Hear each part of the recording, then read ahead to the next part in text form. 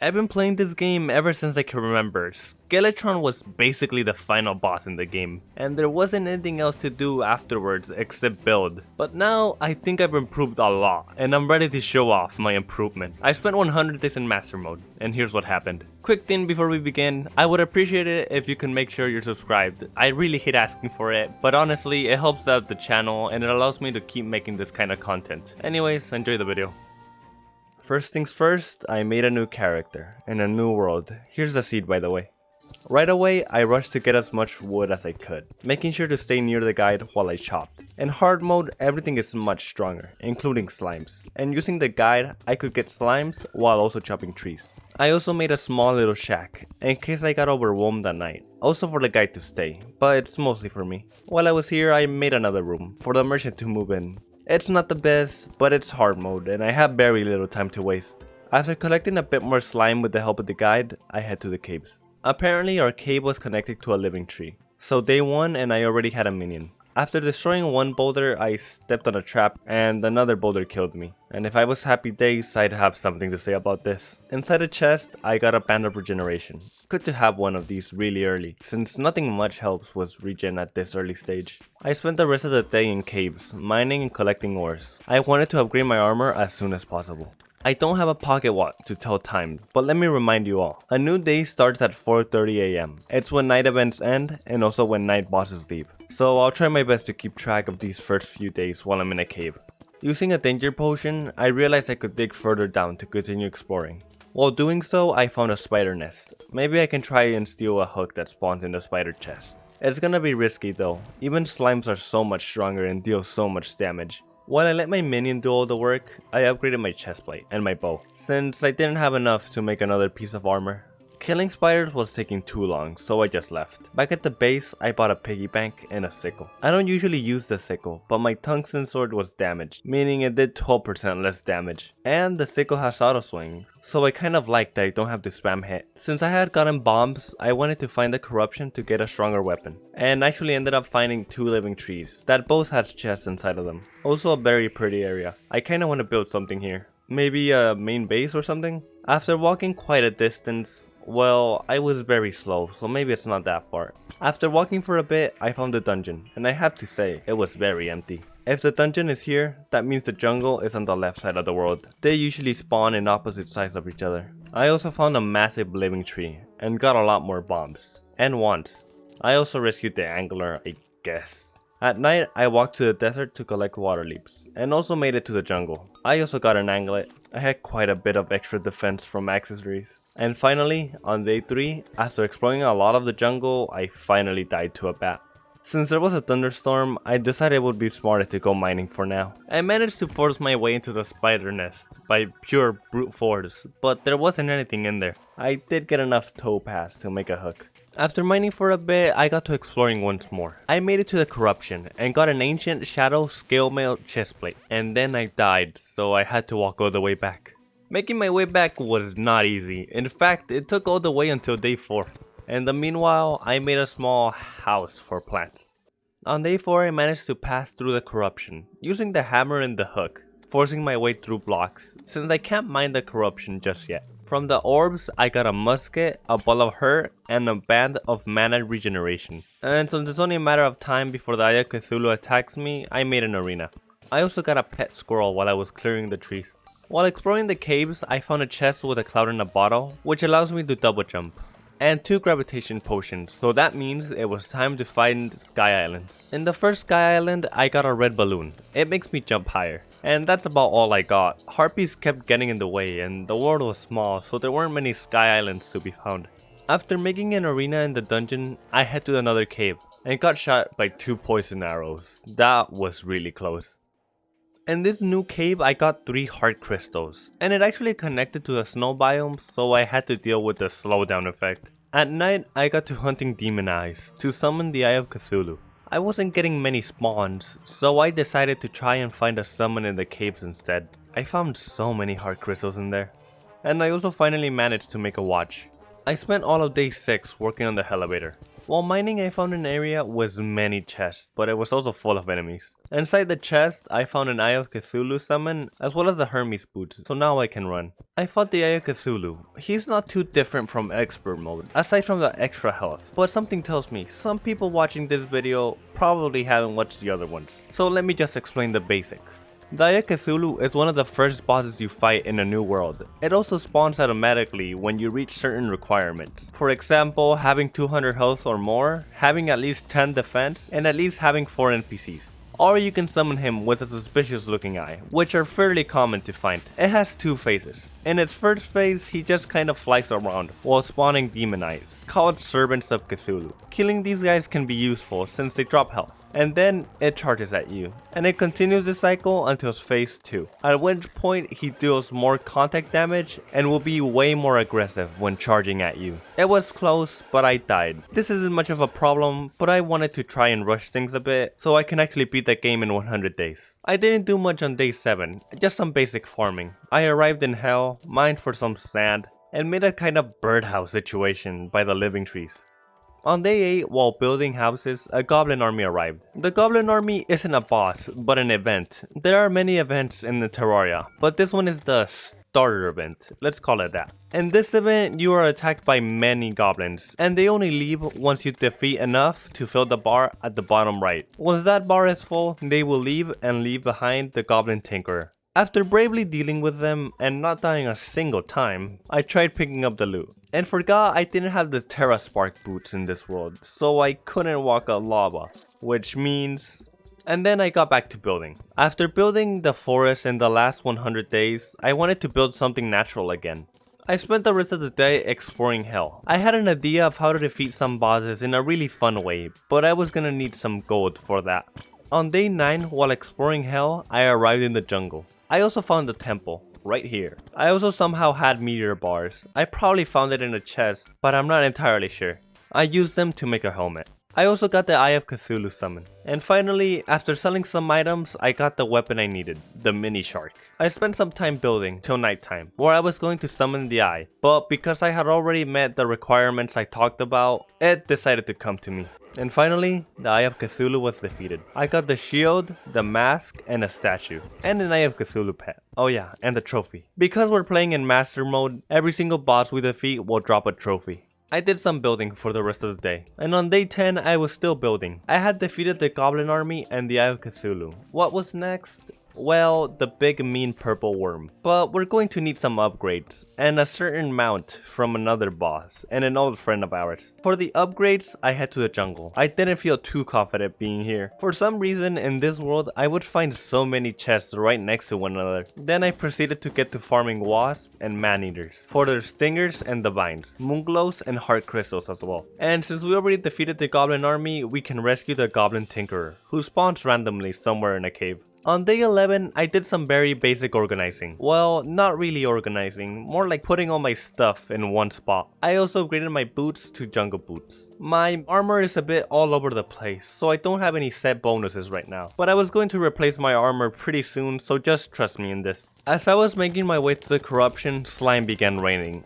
And for once, I was actually hoping it would. After spending all day defeating slimes, I got to fighting King Slime. There's a bit of history between me and this guy, but let's not talk about that now. King Slime is a really big slime with a stupid crown, and some ninja stuck inside of him. Or maybe the ninja controls him. I don't really know. He isn't really required to beat the game, but there's something we need from him. King Slime is a fairly simple boss. He chases you and hops around, as well as summoning slimes.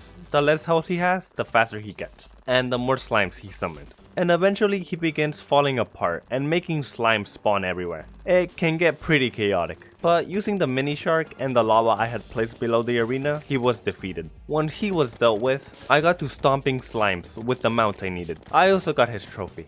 Afterwards, I did some good old fishing, all the way until day 12. After making a pot to make fried fish to get the minor improvements, since it provides more movement speed, 2 armor, and melee speed, among other stats. It's like a potion that gives a bonus to mostly everything. I combined most of my accessories and then head to the corruption for real. And then I got to stomping the Eater of Worlds. The Eater of Worlds is a long giant worm that spawns after destroying 3 shadow orbs. The Eater of Worlds will split off into many segments, basically spitting wherever it takes damage, unless you attack its head. But it's not really recommended, since you could just go all out on it and deal more damage that way. Weapons that have a piercing effect or hit multiple targets are really useful when fighting this boss. It mostly has one attack pattern where it just charges at the player, and the more it splits off, the more segments that would charge at you. Each segment of the body will also draw shadow scales and will also drop health. With the use of a campfire, a heart lantern, the slime mount, spike balls, and the ball of hurt, I easily defeated the Eater of Worlds and got the worm scarf. And then I did it again just to see how much faster I could do it.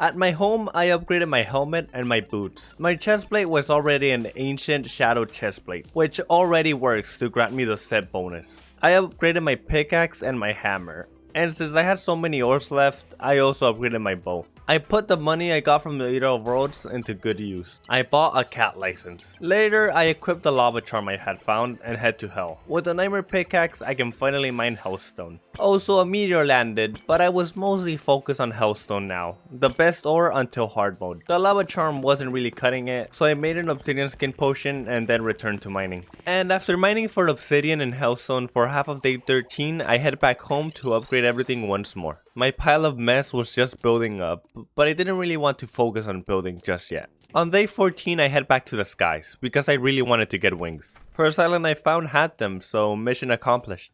The second island I found had the Star Fury. It would have been useful to have gotten them before, but if I do need it for the Zenith, it'll be available. Afterwards, I spent a bit of day 14 making an arena for the Queen Bee. I don't usually put much effort into making proper arenas for Queen Bee, but it is master mode, and just to be sure, I made one. Queen Bee is another boss that isn't exactly necessary, but once defeated will allow the Witch Doctor to move in. Queen Bee has 3 patterns. One of her patterns is that she hovers on top of the player, summoning bees, which is the easiest time to deal damage. The second pattern is rushing from side to side, flying through blocks, dealing contact damage. If you make a proper arena, you can easily dodge her by jumping or just using a hook. And her final pattern is just shooting stingers. You can summon her by destroying the larva you find in her nest, which is really easy to break. I've broken it many times by accident. Or you could use that beamination. Also, fighting her outside the jungle is much harder, so be careful where you summon her using that beamination.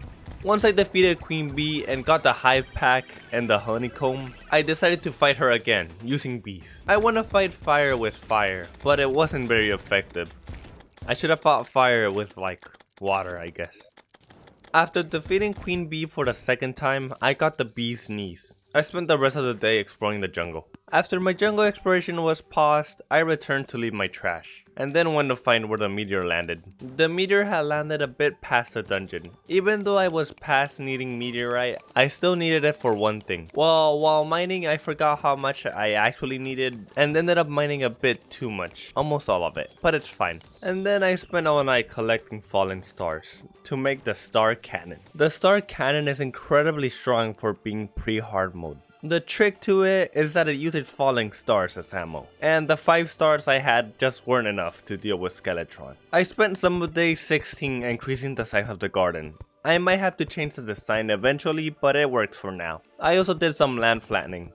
At night, I head to the dungeon to defeat Skeletron. I didn't want to wait to collect more falling stars because honestly, I didn't think I needed them. And I was right, I did so much damage with my bow alone, but unfortunately, I ran out of arrows. I did try defeating him with my sword because I didn't want to wait another day, but I had to leave. I'll return the next day and defeat him for sure. I decided to take advantage of accidentally using my Spelunker potion, so I head back to the jungle. Before we enter hard mode, I really want to explore explore the jungle more, because I'm not going to be able for a while. So while we wait for nighttime, let's do some things I really need to get done before then. One of those things being finding the Anklet of Wind. And just at the start of day 17 we had found one. I also head to Hell and got to smashing pots to get Hellfire arrows. Back at the base I upgraded my boots to lightning boots and also made sure to make extra arrows this time. And at night I head to the dungeon to fight Skeletron once more. Skeletron is the guardian of the dungeon and also a curse placed on an old man. If you've ever gone into the dungeon before defeating Skeletron, a guardian instantly kills you. In a bit of a jump scare. Well, it always scared me. That thing is kind of what Skeletron is. Skeletron has 3 parts to him. His head and 2 arms. But only killing the head is required to defeat him. Though you usually want to get rid of his 2 hands first, to have an easier time dealing with the head. Especially in Expert and Master mode, since having his hands provides Skeletron with extra defense. Skeletron will always swipe his hands when he has them, and will usually either float around or make a spinning head attack, which deals a lot more contact damage, but also lowers his defense. As long as you make a good arena to move around, you shouldn't have too much trouble dealing with this guy. After defeating Skeletron, I got the Skeletron pet. He's not the cutest, but we'll keep him around. I also got his glove and the hook. We also got the relic, but most important of all, we have access to the dungeon. Right away, I secured a bewitching table, which allows you to have an extra minion for 10 minutes, and an alchemy station, which is incredibly useful. The alchemy station is used for potions, and has a chance to not consume any potion materials. The alchemy station isn't necessary to have though, since a placed bottle can also work for potions. But a placed bottle will always consume all materials. While in the dungeon, we also got the purple key to open every chest in hell and rescue the mechanic. Well, rescued between quotes. Back at the base, there was a goblin invasion. Dealing with them this time wasn't as bad as before. Down in hell, I got to opening shadow chests. I also made sure to kill every single imp I saw, in case I could get the obsidian rose. I wasn't going to farm for it, but if I did, I would do it before hard mode, since there's a lot less enemies that can spawn. Here's everything I got from the shadow chest. With every pre-hard mode boss defeated, it was time to build for a bit. Because before we enter hard mode, we're going to have to get working. If I rush headfirst to hard mode, it would be nothing but death, and I don't want to deal with that. I spent the rest of day 18 building, well, you know, a tree. It should be obvious by now, but I'm a big fan of building trees, tree houses, forests. Inside the tree, I built a house. A small tree house just to connect it with the rest. Also, the traveling merchant arrived, so I bought some pho from him. While building, I somehow managed to get the guide and the goblin to live together. I don't know what I did. On day 20, I got to building another tree. And yeah, I know, I've only been building trees and small houses, but it's fun, alright? And then I noticed how different my trees look from the Terraria ones, so I did some modifications. I also drank a builder potion. I've never used one of them before, but I had one laying around and well, I'm currently building, so I might as well use it. I wanted to change the log of the tree to make it more like how I build, and I think I did a pretty decent job now. I don't really think I'm gonna change the leaves though, that would take way too long. At night, there was a blood moon. I also wasn't done with this area, but I wanted to place the plants back, so I can have those available for potions. On day 21, I was still building, but I wanted to pause for now. Instead, I head to hell. I wanted to try and get into hard mode before day 20, and I totally could have had I not stopped to build for so long. But you know what? It's a smart thing to do for once. I'll be in hard mode in no time, just making final preparations. For the rest of day 21, I head back to hell to build an arena. I had to make a few trips back home to get my health back up, but luckily I had many potions of return. While building a quick house for NPCs to move in, the traveling merchant arrived, and I bought the Dynasty fishing rod and a brick layer to place tiles faster, because I really enjoy building. I say as I build an okay-ish house. I only have a few blocks I can use, okay? I haven't organized, and I want dynasty wood, and I'm making excuses. At least NPCs can move in now. In fact, I made it a bit bigger. There's a few more things left to do before hard mode now. And one of those important things is something I've been neglecting this whole time. The arena. It's been the same since the start, and it doesn't really look too pretty. But now, I'm going to build one that's more ready for hard mode. I'm not really too worried about the appearance of the arena, I'm more worried about the utility. And I actually spent a lot of time working on it. I spent all the way until day 25.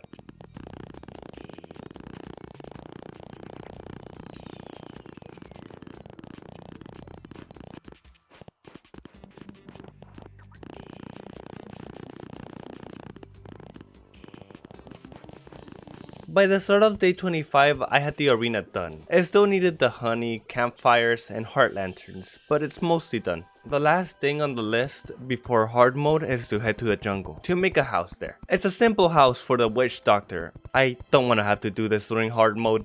And now, it's finally time to kill the wall of flesh. And because I didn't have a voodoo doll, I made a house for the guide, and then I burned him in lava. That works too if you don't have one. And finally, we fought the wall of flesh. The wall of flesh is a really interesting boss. Once it is defeated, we enter hard mode, and only spawns in hell. The wall of flesh is a big wall of flesh. It is a mouse and 2 eyes that chase you from one side of the world to the other. It also summons minions called the Hungry to try and kill you. The wall of flesh's eyes shoot lasers, and the mouse create leeches that chase you down. You don't really need to build an arena like I did, but it's how I've always dealt with this boss, and it certainly helps. But really, you can use a water walking potion to walk over lava. I mainly used the water bolt that I got from the dungeon, and I would switch to my bow when my mana was low. Once I defeated the wall of flesh, I got the demon heart, which permanently increases all my accessory slots. I also got a whip and the pawn hammer.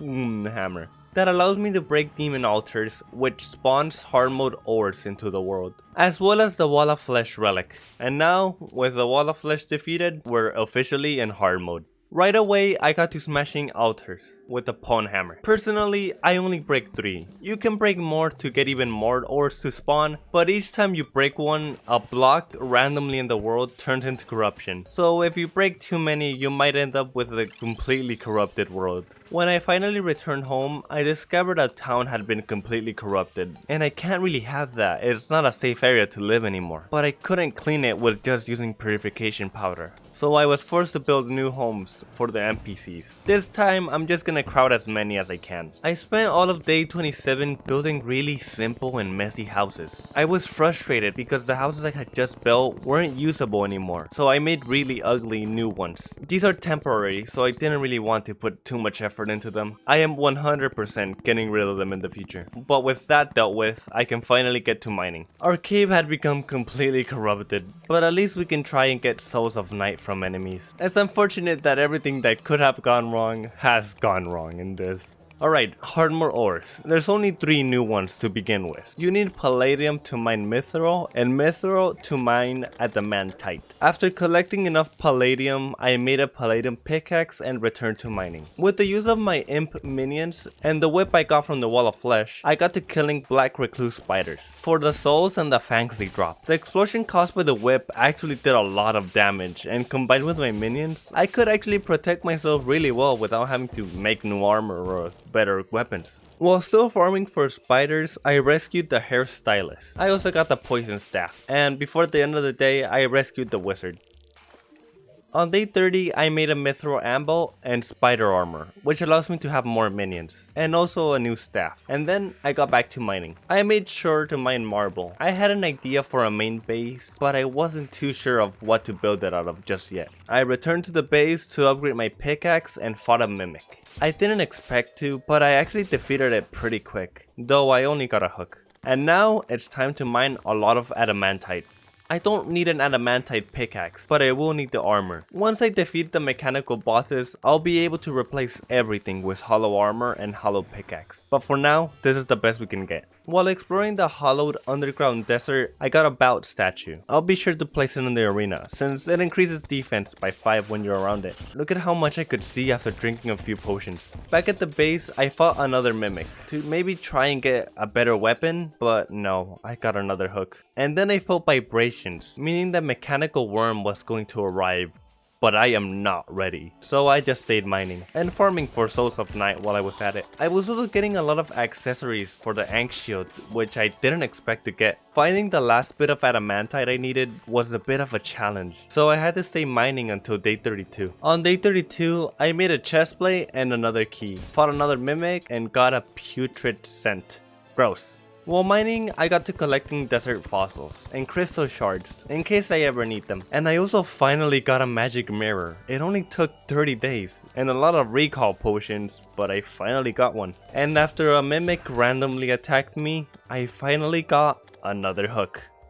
Before the end of the day though, I managed to complete the adamantite armor. And now, to deal with the mess of chests I created. It's finally time. I made some interesting bases over my Terraria days, but I've never really built anything in the sky, so that's where we're going next. There's only a few sky islands in the world, so I need to keep them as safe as I can. I blew up one of the sky islands. Well, let's get to work. After having entered hard mode and gotten armor ready, I feel like I can build a main base properly. Entering hard mode was the biggest mistake of my life. Wyverns kept spawning, so I had to move the base a few blocks lower. They were so annoying. After a day of fighting with wyverns, I managed to build an arena for the guy to move in. With an NPC nearby, mob spawns are reduced, and hopefully wyverns will no longer bother me. At least not as much, I hope. On the night of day 35 and 36, there was a blood moon, and I did not want to deal with the increased spawns. So I took this chance to farm for Souls of Night.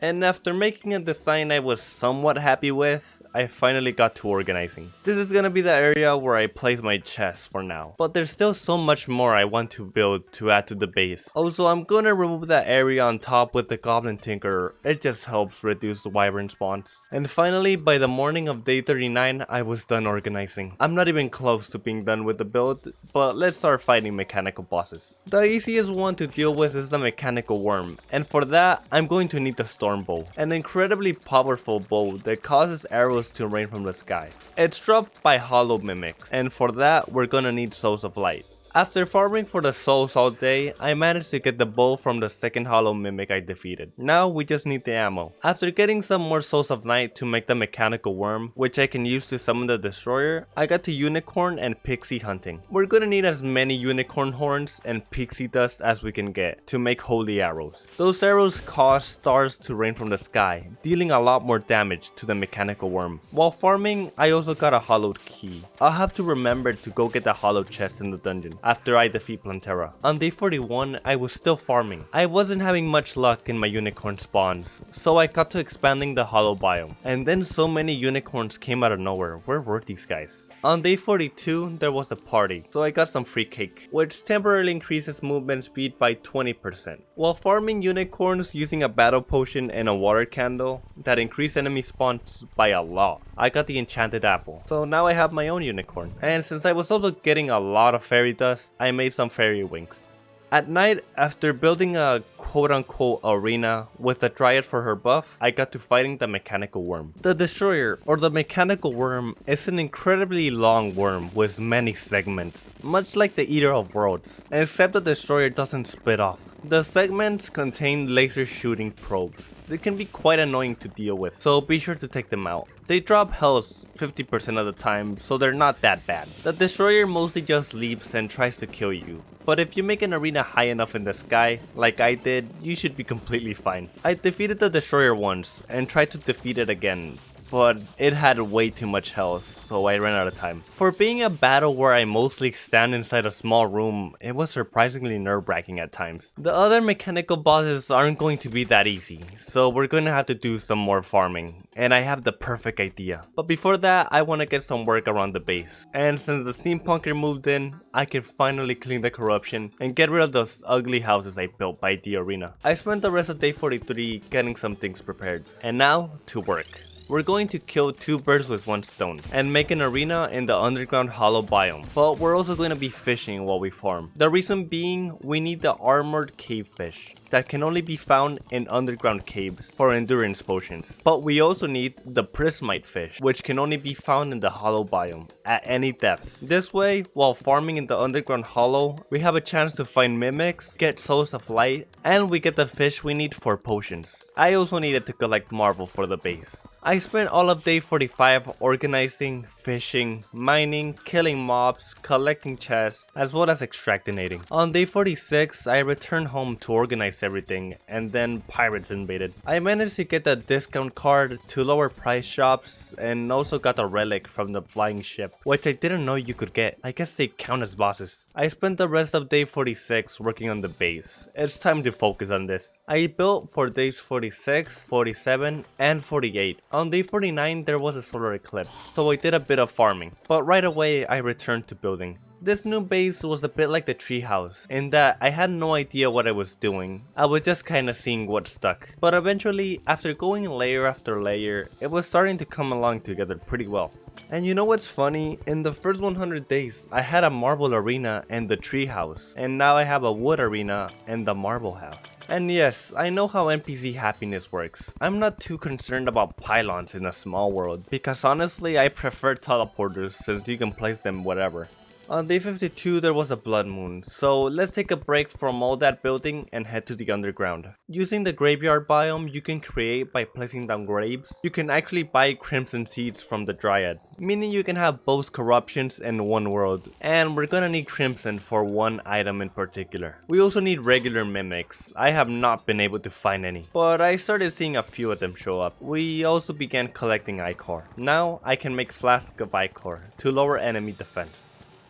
After farming a bit more, I finally got the Philosopher's Stone that reduces potion cooldown by 25%. I tried getting other accessories, but I didn't have much luck. On day 54, I returned to the base to finish a few things, like redirecting the teleporters and moving my chest. I also bought a sapinator from the traveling merchant. It was pretty cheap and did over 100 damage, so why not? I also took some time to build a house for the mechanic and the tinkerer. I was going to be buying a lot from these guys, so they better be happy and give me lower prices. Though I did forget to bring blocks, so I made everything out of wood. I couldn't even bring cobble for decorations, but I guess this will work. And after placing the final teleporter in the dungeon, we completed the first layer of the main base.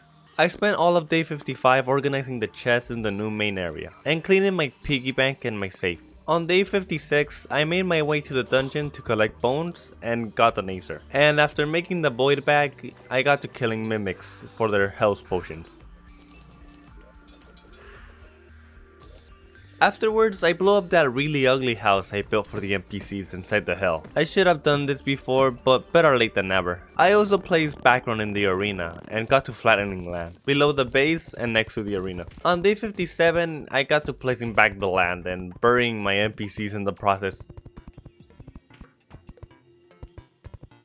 I then spent the rest of the day fishing for food and for potions. And ever since last time I fished, I've been collecting worms every time I can. So now I have enough bait to just fish for a while. I finished off the day by killing the destroyer one more time and making a full set of titanium armor. Afterwards, I head to the ocean to collect shark fins. We're going to need them for a weapon to defeat the twins. There were also pirates invading, but that's not our priority right now. While farming sharks, I made an arena to fight the Duke Fish Run. We're not gonna be dealing with him yet, but I'm just planning ahead since I was already here. Afterwards, we dealt with the pirate invasion. Because we used my original mini shark to make the star cannon, we need the arms dealer to move back in, so we need to work on the base. I'm not really a big fan of this redesign, but I wasn't a big fan of the last one either. I might need to make it more similar to the main area. I'll experiment more later, but for now, we have some bosses to kill. The twins, also known as Retinacer and Spasmatism, are two massive eyes, connected by a tendril, who act like a much harder version of the Eye of Cthulhu, who also each both have two faces. In their first phase, they will both act similarly, charging at the player while either shooting a laser or a cursed flame every once in a while. In their second phase, they act much different however. Retinacer begins shooting much deadlier lasers and will stop charging at the player, and Spasmatism will behave much like the Eye of Cthulhu's second phase, rushing the player down more often while also shooting Cursed Flame like a flamethrower. It's better to focus on one at a time, so both of them are in the second phase at the same time, but Spasmatism should usually be your priority, since its Cursed Flame can really become an issue to avoid at times. And in case you can't tell, Spasmatism is the green one. And please be smarter than me and make a bigger arena, as well as summoning way earlier than I did. I almost ran out of time.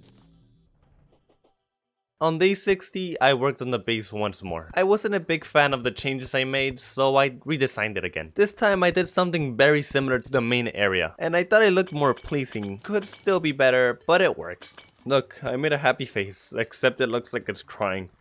On day 62, I planned out the final part of the base, and then I head to the dungeon to collect bones to summon the final mechanical boss. Afterwards, we farmed ichor. We were gonna use them to make a special kind of bullet. And at night, after expanding the sky arena, we finally got to fighting Skeleton Prime. Skeletron Prime is a lot like Skeletron, but Prime. It has 4 limbs instead of 2, but only defeating the head is completely necessary. Each limb has its own unique attack. The cannon shoots bombs, the saw moves up and down, the vice will occasionally lunge at the player, and the laser, well, it shoots lasers. The head also behaves much like Skeletron's head, occasionally spinning and chasing down the player. Even though they're optional, it is highly recommended taking out the 4 limbs first, prioritizing the laser, which is the most annoying to deal with. And after the 4 limbs are gone, the head becomes much easier to deal with. Unfortunately, as close as I was, I ran out of time, and when that happens, Skeletron Prime instantly kills you. Well, we'll get him tomorrow for sure. But to summon him again, I needed more Souls of Night, so I returned to farm Ichor and Souls. I ended up getting quite a few accessories and weapons, so I got to reforging all of them, and I actually spent all my money. Whoops. I expanded the arena once more, just for the overkill. And finally, we defeated Skeletron Prime. And the jungle grows, meaning Plantera bulbs and heart fruit will begin appearing. But now that we have all 3 souls of the mechanical bosses and all the hollow bars they drop, we made the Pickaxe Axe. The next boss on the list is Plantera. But before that, it's time for a lot of upgrades again. We're gonna do a lot at the same time once more. I head to the jungle to kill giant tortoises for their shells, mine to make an arena and get chlorophyte ore, as well as collecting life fruits to upgrade my health. Life fruit isn't available until all the mechanical bosses are defeated, but once they are, we can get our health all the way up to 500. Afterwards, I expanded the Queen Bee arena with dynamite because I'm lazy. I actually spent all the way until day 67 working on this arena. Now, I may have gone a little overboard and made way too big of an arena, but we are more than prepared. I also got 247 chlorophyte ore and all that mining, but it's not enough, so I spent the rest of day 67 mining chlorophyte ore and collecting as much life fruit as I could. And after mining until 8 AM on day 68, I head back home while the jungle grass grows over everything we just mined. I also collected 200 more chlorophyte ore, so we should be good for now. I spent the rest of day 68 working on the base. I decided to just make an exact copy of the right side, since the design wasn't all that bad, and I took a lot of time making sure the measurements were all similar. If me not getting pylons bother you, don't worry, it's a small world and I'm using teleporters. By the start of day 71, we had almost everything done. All I need now is to place all the dirt and clouds. But the grass in the jungle should have grown a bit by now, so it's time to get my health up. I tried defeating Plantera just to see how well I could do, and I did way better than I expected for a first try. I've never actually fought Plantera in Master Mode before, but the fact that I had a comically oversized arena may be the reason why it felt so easy. In fact, it felt so easy that even though I wasn't really prepared, I tried one more time. Plantera is a big plant era. The reason the jungle has grown so much. Plantera appears when you smash a Plantera bulb in the jungle. It spawns somewhere off screen. She slowly follows the player, dealing contact damage, or by shooting pellets. She usually keeps her distance, so it's only the pellets you really have to worry about. Once she is in her second form, she completely stops shooting pellets and begins moving much more aggressively. Her contact damage is also much more higher, but in return, she drops most of her defense. In her second phase, Plantera will also sprout additional mouths. They're attached to her body and deal contact damage, but they don't have nearly as much health as Plantera herself. Plantera will occasionally also release a bouncy pink projectile, but with an arena this big, they just kind of went right to the bottom, so I didn't really have to worry about them at all. I recommend making a massive arena to deal with this flower. Maybe not as big as this one, but it certainly helps. Now, with Plantera defeated, there's some things that have changed in the world and some things that have become available to us. We now have access to the temple. The spread of all corruptions, including Hollow, has been slowed by half. We can open biome-specific chests in the dungeon, as well as some new enemies appearing there. Back at the base, I place a Plantera relic. On day 72, I head to the dungeon to farm only for a bit, because now that Plantera is defeated, we can actually make a very special sword. But while I was there, I made sure to get the biome-specific chests. These chests are very special. They're usually locked until Plantera is defeated, but you also need a key that enemies have a very low chance of dropping. And they only drop the key of the biome you were in where you defeated them. From the chest, I got a rainbow gun that shoots a rainbow that deals continuous damage. It might be useful for bosses that don't move much, like the golem, but it doesn't last for too long. I was testing so many weapons that I had my hotbar full. While exploring the jungle temple, the clinger staff and the rainbow gun worked so well together in dealing mass damage to many enemies at once. And once I reached the end of the temple, once again very unprepared, I tried my luck. And you know what? I might actually be able to. But before I get too ahead of myself, I want to get the broken hero sword. And for that, we summoned the solar eclipse. We had one already, but Mothron can't spawn until Plantera is defeated. And we need Mothron for the broken hero sword. I didn't manage to get one, but I can still make the true Excalibur and the Knight's Edge. At night, I head back to the jungle to collect as many life fruit as I can. I also finally got the cross necklace from a mimic. It's so useful to have these for boss fights. On day 74, while farming the solar eclipse once more, I managed to get the broken hero sword. And now with the Terra blade, I can finally replace my chain guillotines, which I was honestly having a lot of fun using. With the new Terra blade, I went to fight the golem once more. The golem is summoned at an altar by using lizard power cells, which can be found in the temple chest, or very rarely dropped by enemies in there. The golem consists of a head, 2 fists, and a body. In its first phase, the golem shoots fireballs, jumps around, and attacks mostly with its fists, which become more accurate the more damage they take. I highly recommend taking out the 2 fists first, before the golem enters its second phase. Once the golem's head has taken enough damage, the golem enters its second form, in which the head detaches itself from the body and becomes invincible. Its attack pattern won't change, but there's not much you can do except dodge it. If the fists have not yet been defeated, they will attack more rapidly, as the body continues to jump around. The body becomes the next target in this phase, and once the body is defeated,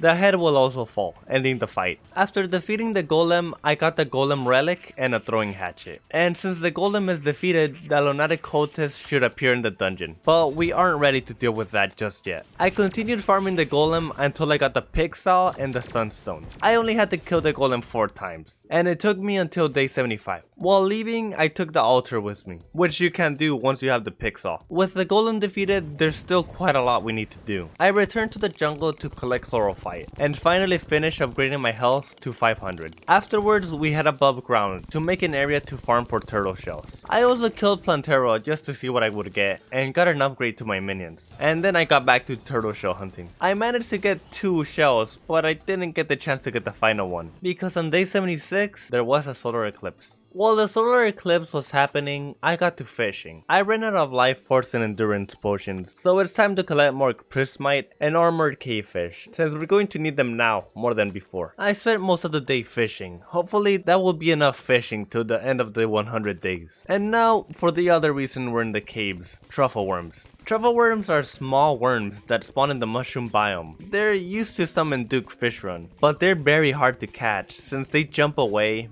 burrow, and they can even be killed by other mobs. It's a really good idea to bring in invisibility potions just to have a much easier time catching them. You can also build a house for the truffle NPC to get blue solution to spread mushroom. In fact, after collecting a bunch of pumpkin I had planted, I got to building a small house for the truffle. I'm also gonna probably remove this one later. On day 77, after collecting water leaves from the oasis, I got to making potions. I could only make 6 life force potions, so I guess that'll do for now. I did make over 20 endurance potions though. While waiting for the mushroom grass to spread so the truffle can move in, I got to farming for the final turtle shell. And before the end of the day, I managed to get it. Using the chlorophyte and turtle shells, I made turtle shell armor, and then upgraded it to beetle armor, for a total of 94 defense, counting my accessories. I also made some seafood dinner. For the major buffs, even though it only lasts 4 minutes, I'm going to be using them for fights. And a lot of pumpkin pie to have those at all times. On day 78, the traveling merchant arrived, but he didn't have anything worth buying, so I kicked him off my island. And since I'm just waiting for grass to spread, I got to placing dirt on the base. I actually spent all day placing dirt and removed a little bit of cloud I placed. I was originally going to place clouds, but I didn't really like how it looked. On day 79, I got to removing some of the dirt to make the water go under the 3 areas, instead of just the middle one. And then I got to making chlorophyte bullets. These bullets cost a full chlorophyte bar, but they are homing. For the next weapon I needed, I had to go to the dungeon. but after farming for a bit, I couldn't really get what I wanted. I might just use the Terra Blade instead. On day 80, I was messing around buying some stuff from the zoologist, and through a world globe. I mentioned this since it completely changed the world background, and I really like this new one. And then I worked on the base for a bit, stealing the water from the Sky Island to not have to place all of it. I also got a dog and a bunny license. And finally, I managed to catch a truffle. Also, there's a meteor in the background, so a meteor's gonna land. On day 81, I tried using the mini shark to defeat the Duke, but it doesn't nearly do enough damage for that. Alright, maybe we won't need the weapon from the dungeon. While farming, I got the Wisp in a bottle, which is a light source that moves around when you do. It's my favorite in the game. I also got the Morning Star to finally replace the whip I got from the Wall of Flesh in the first few days. The only thing worth mentioning on day 82 is that I got the Paladin Shield and later reforged it to get better defense. I also managed to get all the accessories to get the ninja gear, except for the climbing claws, which is usually the easiest thing to get, but I guess I hadn't found any so far. On day 83, I started my search for the climbing claws, after dealing with the goblin invasion. While searching, I found a magic mirror to replace the one I accidentally sold and never mentioned. Anyways, in my climbing gear adventure, I stumbled upon a magic sword shrine, and I quickly dropped trying to get the climbing gear. It's a small world and I'm not going to find many chests. I also didn't really feel like fishing, with only a few days left. Maybe if I have free time, but I don't have any yet. I returned to the dungeon farming. And before the end of the day, I got the weapon I wanted, the tactical shotgun. On day 84, after mining for chlorophyte to make bullets and reforging my tactical shotgun, placing heart lamps and sunflowers in the arena, as well as hunting for extra truffles, I didn't fight the Duke just yet.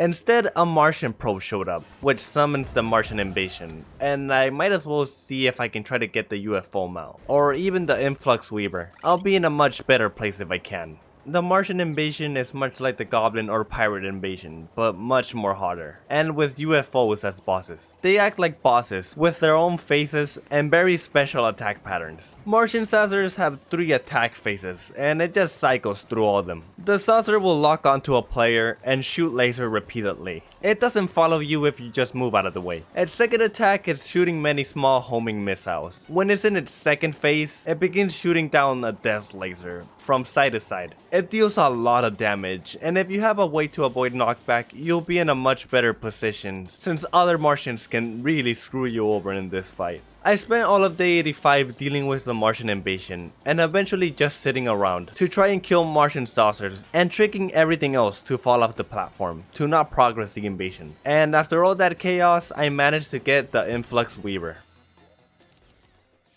It's finally time to fight Duke Fishron. I would love to say I defeated him first try, but no. There's a reason I didn't fight this guy too often before, and why he's optional. I spent all of day 86 getting so close, but couldn't do much in his rage state. The last part of his health, I would collect truffles and continue trying, having to kill mimics for better health potions. Always so close, yet failing. But then, like a gift you miss on Christmas Day, I saw the item I needed on the ground, the anti-gravitational hook, just laying in my arena. So after collecting 2 more truffles, let's try again. Duke Fishron is a big shark pig looking thing. He is summoned by using a truffle to fish as bait in the ocean, and is available to fight once you enter hard mode, and is also entirely optional, but drops incredibly powerful weapons. In his first stage, the Duke lunges at the player, before either using a bubble projectile or summoning a Sharknado. In his second stage, below half health, his damage and speed are increased, but his defense drops. He will now shoot bubbles, but while doing loops, which also leave a trail of bubbles behind. And he will summon another type of tornado, called a Cthulhu-nado, which spawns twice as many sharks. And in his final and third stage, the one I struggle with the most, when the Duke reaches 15% health, he will transform once more. He becomes invisible with glowing eyes, and will only attack by charging at the player, and then teleporting away only to charge once more. And we got very lucky. We got the cute Fishron and the minions, both the exact things I needed. The minions for their strengths, and the cutie, well, for the Moonlord. There wasn't much left to do, except for the final part of the game. Since we have enough days, here's the plan. Set bubbles in the sky arena and around the world for the cute Fishron to move at max speed, and give me bonus stats. And if I use honey, I'll be able to also get the regeneration bonus. I should also finish setting the water in the base too. We also need to fish for prismite and armored cave fish once more. Afterwards, we need to collect more ichor for the P potions, and then we can defeat the Moonlord. And then place his relic in the middle of my base. It's a solid plan. Hopefully everything goes according to plan. I got to setting bubbles and honey in the sky arena, but placing honey took way too long, so I'll guess I have to use water and occasionally honey. Or maybe...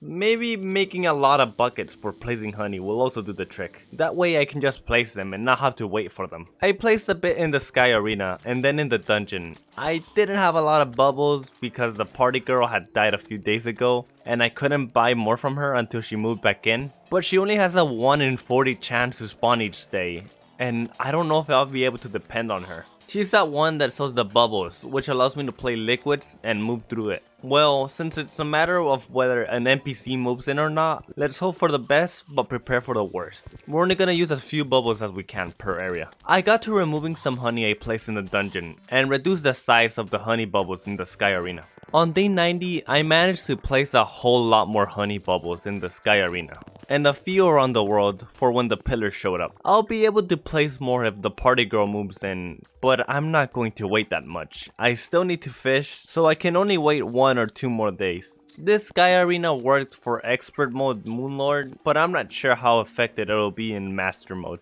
And I really wasn't going to, but I made a mask, because I need to continue the trend of all my characters wearing masks. I just really like the bunny hat. Better late than never, I suppose. After preparing potions, I had to fight the lunatic cultist. The cultist is the boss that begins the final part of the game. It mostly cycles between a few attacks.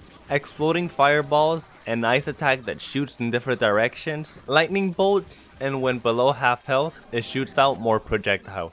Just try your best to avoid all of this. The attack that matters the most are the duplicates. The cultist would try to make a ritual, which summons a dragon, unless it is interrupted by attacking the real cultist. You can tell who the real cultist is by its appearance, or if you apply any debuffs to the cultist, or if you apply any debuffs on the cultist, it will still display on the real one. During my fight with the cultist, it had the ichor debuff, which allowed me to tell who the real one was right away. But if you hit a duplicate, the ritual is completed and more duplicates appear next time. Once the lunatic cultist was defeated, we were immediately greeted by the Stardust Pillar. But I didn't want to deal with them first, so I head home, where the Solar Pillar was waiting for us, right below our base. Conveniently, this pillar was the pillar I wanted to deal with first.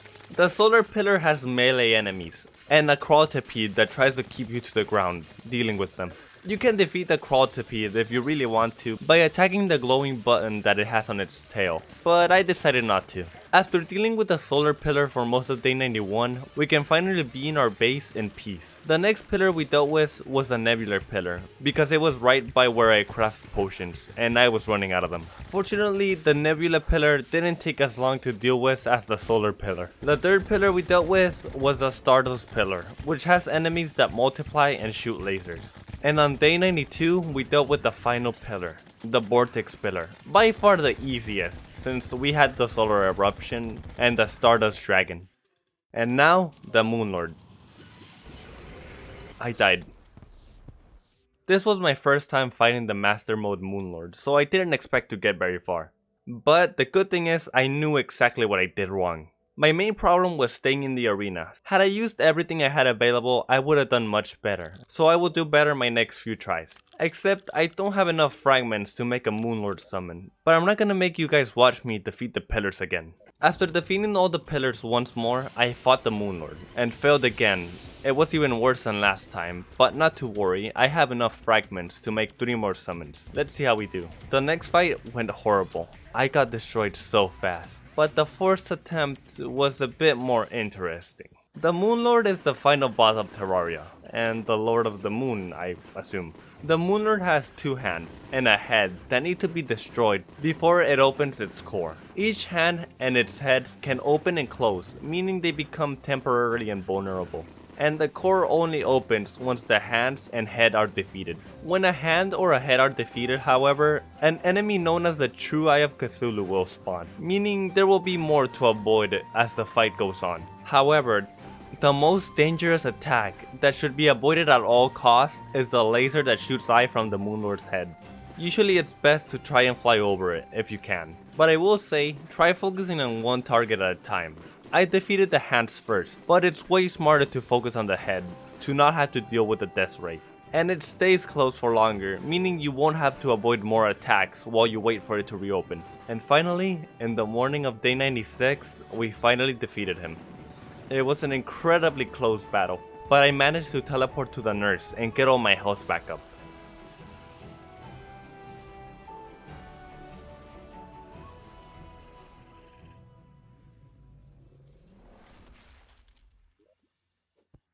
And now we place the most important relic in the base. I have to say, going from struggling to killing the Moonlord in normal mode, to having defeated him in only just a few tries in master mode, I'm very happy with how much I improved, and I can't wait to find out what's in store for me in Calamity.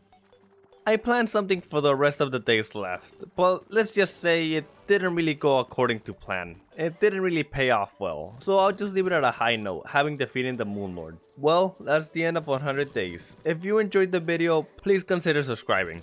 And if you want to hear more of my dumb boys, I have a second channel. I'll link it down in the description. Thank you for watching, and have a good night.